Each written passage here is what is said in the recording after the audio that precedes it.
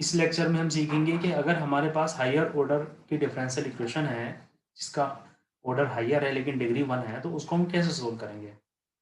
तो उसके लिए हम जैसे कोई भी इक्वेशन होगी तो उसके लिए हम सी एफ और पी आई निकालते हैं। यानी जैसे जो सी एफ होता है, जैसे कि ये इक्वेशन है, ये एक इक्वेशन है, तो ये राइट हैंड साइड में बी है।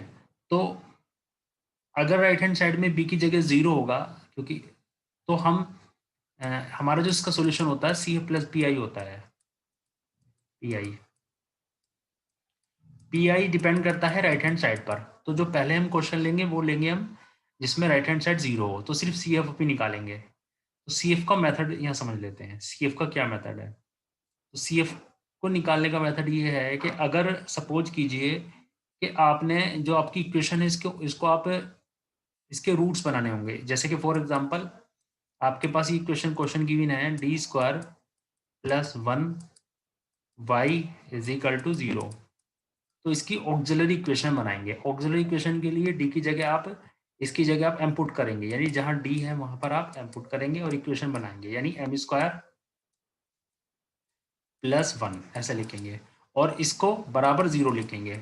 इसे ऑक्सिलरी इक्वेशन बोलते हैं, इसका नाम होता है शॉर्ट में ए ई।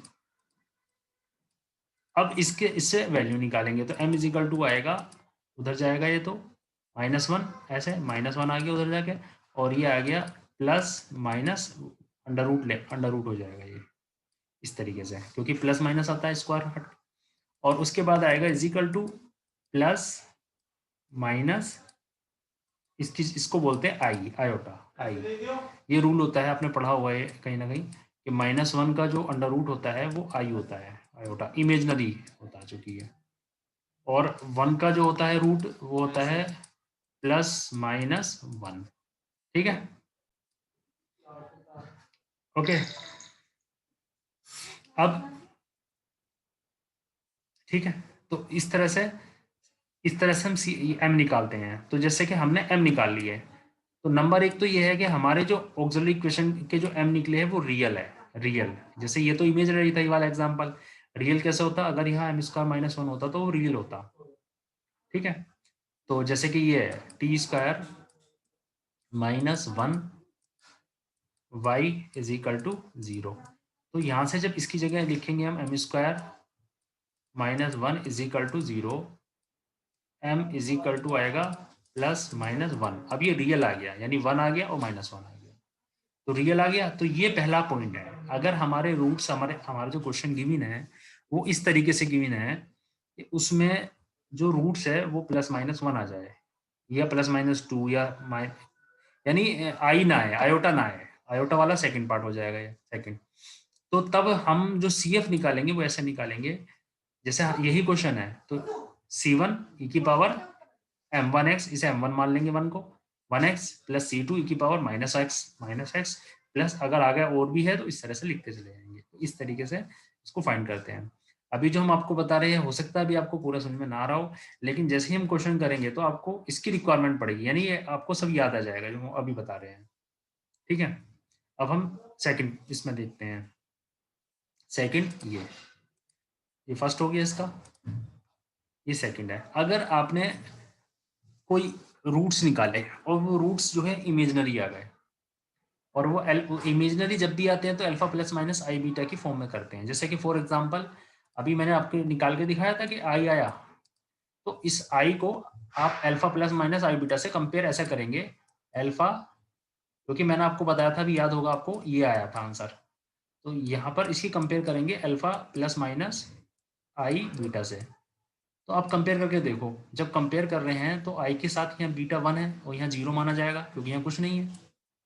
तो हम कहेंगे अल्फा जो है 0 है कंपेयर करने पर, और बीटा इज इक्वल टू 1 है। तो अल्फा बीटा की वैल्यू ऐसे हम फाइंड करते हैं ये। ठीक है, तो जैसे अब तो अगर हमारे पास अल्फा बीटा फाइंड हो गए तो ऑक्सिलरी इक्वेशन है तो C1 cos बीटा एक्स, यानी ये वाले बीटा, ये, और C2 sin बीटा एक्स ई की पावर अल्फा एक्स, यानी इसका आंसर आएगा जो भी हमने एग्जांपल लिया था CF इज इक्वल टू, जैसे ये C1 है ऐसे ही C1 आएगा, C1 cos beta x, beta की जगह इस एग्जांपल में 1 है, यानी cos x आएगा सिर्फ। cos x, ठीक है, प्लस का निशान, C2 साइन बीटा एक्स यानी sine X, sine bracket whole bracket के ई की पावर अल्फा एक्स यानी ई की पावर जीरो, ई की पावर जीरो वन ही होता है तो उसकी जरूरत नहीं है, तो ये इसका सी एफ आ जाएगा। और जो हमने अभी एग्जाम्पल लिखा था ये इसका सी एफ हो जाएगा। ऐसे हम इसका सी एफ फाइंड कर सकते हैं।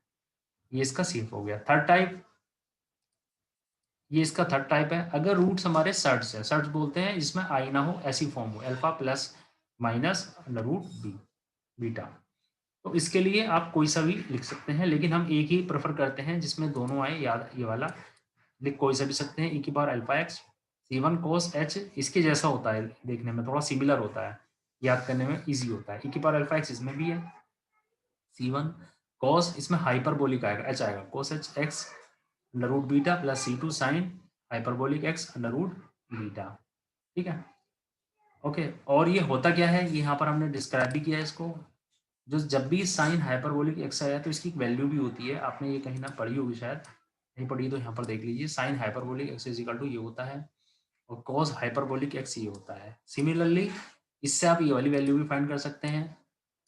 साइन एक्स कितना होता है, वो होता है ई की पावर आई एक्स माइनस ई की पावर माइनस आई एक्स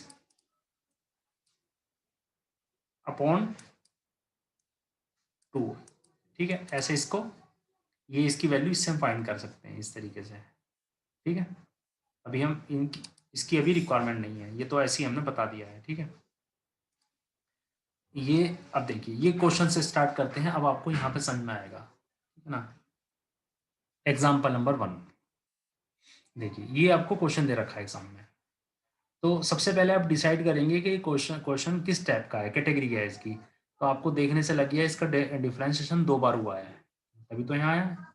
तो ये क्वेश्चन फर्स्ट यूनिट का नहीं होगा, क्यों? क्योंकि फर्स्ट यूनिट में आपने सिर्फ एक बार डिफरेंशिएशन पढ़ा था, तो आपको पता चल गया ये सेकंड यूनिट का क्वेश्चन है, तो आपके दिमाग में आ जाएगा कि C F plus P I वाले मेथड से होगा, ठीक है। तो अब देखिए, मैंने अभी आपको क्या बताया है, तो इसका जो सोल्यूशन है, सोल्यूशन कहते हैं Y, Y is equal to होगा C F plus P I. अब ये देखिए, ये राइट हैंड साइड जीरो है, जब भी मैंने आपको बताया राइट हैंड साइड जीरो होगी तो पी आई जीरो होगा, तो यानी ये कितना होगा, जीरो। क्यों? बिकॉज जो राइट हैंड साइड है वो कितनी, इस क्वेश्चन की जीरो है। अगर जीरो नहीं होता तो ये भी हमें निकालना पड़ता, जो अगले चैप्टर में आएगा, ठीक है। तो फिलहाल के लिए बताते हैं, फिलहाल के लिए वाई इक्वल टू कितना आ गया, सी एफ आ गया, ये आ गया, ओके। सेकंड सेकंड स्टेप मैंने अभी आपको बताया था कि सबसे पहले आप क्या करेंगे, डी, ये देखिए लिखा हुआ है, डी अपॉन डी एक्स की जगह डी लिखेंगे, तो यहाँ आ जाएगा डी स्क्वायर और यहाँ आ जाएगा डी वाई यानी 3dy। ये इसकी सेकंड स्टेप हो गया, ठीक है। उसके बाद आप y कॉमन लेंगे तो ये आएगा, ठीक है। अब इसके बाद हम यहाँ पर, मैंने आपको बताया था, अब फाइंड करेंगे हम ऑक्सिलरी इक्वेशन। ऑक्सिलरी इक्वेशन का मेथड क्या है? ऑक्सिलरी इक्वेशन का मेथड ये होता है कि डी की जगह m लिखेंगे, यानी यहाँ m आएगा m square plus 3m plus 2, उसको बराबर जीरो मानेंगे, वो होगा ऑक्सिलरी इक्वेशन। ये इसको बराबर जीरो। अब इससे हम रूट फाइंड करेंगे, ये आपको पता ही है कैसे हम इनको फाइंड करते हैं। तो रूट्स आ गए -1 और -2, एक का नाम m1 मान लेंगे, एक का m2, इसको m1 भी मान सकते हैं, ये m1 हो गया, ये m2 हो गया। तो हमारे जो रूट्स आ गए ये आ गए, m1 is equal to -1, m2 is equal to -2। अभी हमने आपको बताया अगर रूट्स हमारे रियल है, रियल बोलते हैं जिसके अंदर आई ना है, आई, तो उसके लिए हमने फार्मूला आपको बताया था सी एफ का, C1 ई की पावर m1x होता है, तो m1 की जगह माइनस एक्स प्लस C2 दूसरा कांस्टेंट ई की पावर m2 इसको माना है तो -2x, ये इसका सी एफ आ गया। और अभी हमने आपको बताया है कि सी एफ ही वाई होता है, यानी ये होता है y is equal to C F,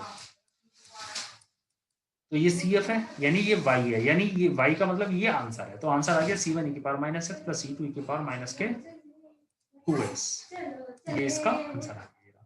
C1 ये फार्मूला था e की पावर m1x e की पावर m2x, और ये y ही CF होता है इस क्वेश्चन में। मैंने अभी आपको बताया था कि CF ही y होगा क्योंकि राइट हैंड साइड 0 है। और ये आपका y इज इक्वल टू ये इसका कंप्लीट सोल्यूशन हो गया। तो इस तरह से इसको हम एक्सक्यूज मी सर, सॉल्व करते हैं।